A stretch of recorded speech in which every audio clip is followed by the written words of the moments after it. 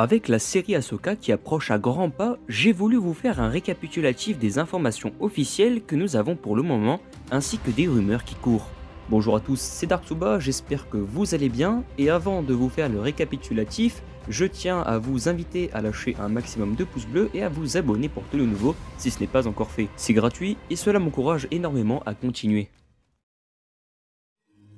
Concernant les personnages, nous en aurions 3 nouveaux qui ont été annoncés officiellement dans la série Ahsoka. Premier personnage, Shin Hati, apprentie de Baylan Skoll. Elle serait tombée du côté obscur, elle serait froide, calculatrice et aussi désespérée de prouver sa valeur à son maître, et elle sera interprétée par Ivana Sakno. Baylan, quant à lui, serait un ancien Jedi survivant de l'ordre 66, caché dans les régions inconnues. Il aurait été corrompu par les Sœurs de la Nuit, et nous savons que lui et Shin cherchent à rencontrer Thrawn pour obtenir un grand pouvoir. En tout cas, Baylan sera interprété par l'acteur Ray Stevenson, qui nous a malheureusement quitté il y a quelques mois, et qui avait fait le voice acting de Gar Saxon dans Rebels et dans The Clone Wars. Et enfin, un nouvel inquisiteur du nom de Marok sera présent dans cette série. Il servira en tant que mercenaire pour la magistrate Morgan Elsbeth, que nous avions pu voir dans la saison 2 de The Mandalorian. Et en revenant à Marok, d'après des rumeurs, ce dernier était autrefois un inquisiteur chassant les Jedi pour l'Empire. Également, une autre rumeur sur les Loftloo qui devraient apparaître dans cette série. Maintenant, par rapport aux personnages que nous connaissons, nous retrouverons donc notre cher amiral Thrawn. D'ailleurs, Dave Filoni a rencontré le créateur de Thrawn, Timothy Zahn, sur la façon de l'adapter en live action. Et Thrawn est décrit comme formidable et à ne pas prendre à la légère. Et après une longue attente, il sera en effet joué par son doubleur de Rebels,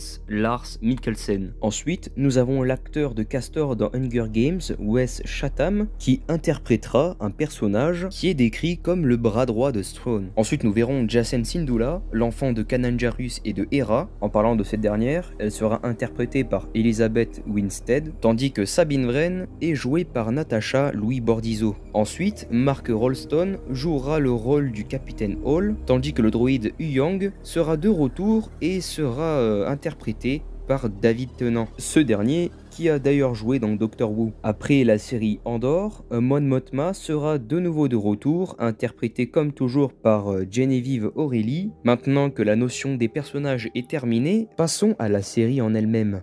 On aurait 8 épisodes de même durée que la série The Mandalorian. Et d'ailleurs, si vous ne le savez pas, le 23 août, nous aurons les 2 premiers épisodes qui, à eux deux, nous offriront 1h, 36 minutes et 36 secondes de bonheur. Enfin, concernant les réalisateurs des différents épisodes, nous avons bien évidemment notre cher Dave Filoni, Steph Green, réalisatrice connue pour son travail dans la série The Book of Boba Fett, Peter Ramsey, co-réalisateur de Spider-Man Into the Spider-Verse, Jennifer Getzinger, connue chez Marvel pour sa participation dans Jessica Jones et Daredevil, Geta Patel, excusez-moi de la prononciation, qui a réalisé House of the Dragon, et enfin pour finir, Rick Famuyiwa, ayant participé dans The Mandalorian. Sinon, concernant la musique, le compositeur reste Kevin Keener, compositeur incroyable des musiques de The Clone Wars, Rebels et The Bad Batch. Ensuite, autre rumeur, nous verrions le personnage d'Ahsoka à différents moments de sa vie. Nous la verrons adolescente au moment de The Clone Wars, adulte lors du dernier épisode de Rebels et à son âge actuel au moment de la série The Mandalorian. Autre rumeur rapportée par Making Star Wars qui évoque le fait qu'une scène de combat entre Ahsoka et Dark Vador dans une séquence qui recréerait la fin de la revanche des Sith aurait été tournée. Donc vous l'aurez compris, la bataille se déroulerait comme dans le film de 2005 avec Ahsoka à la place d'Obi-Wan Kenobi. Alors après, ne vous inquiétez pas, il n'y a pas à avoir de doute, Hayden Christensen apparaîtra bien dans la série car cela a été confirmé en 2021.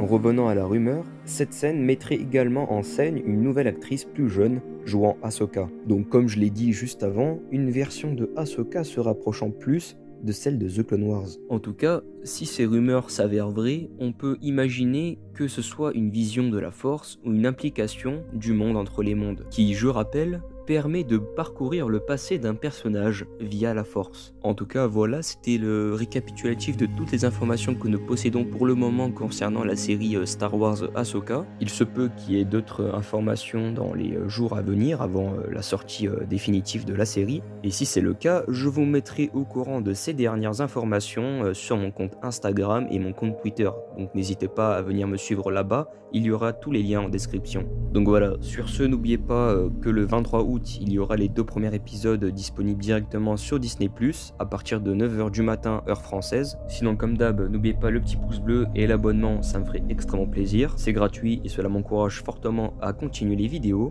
Et sur ce, je vous souhaite une excellente journée, une excellente soirée. C'était Dark Suba et que la force soit avec vous. Ciao tout le monde.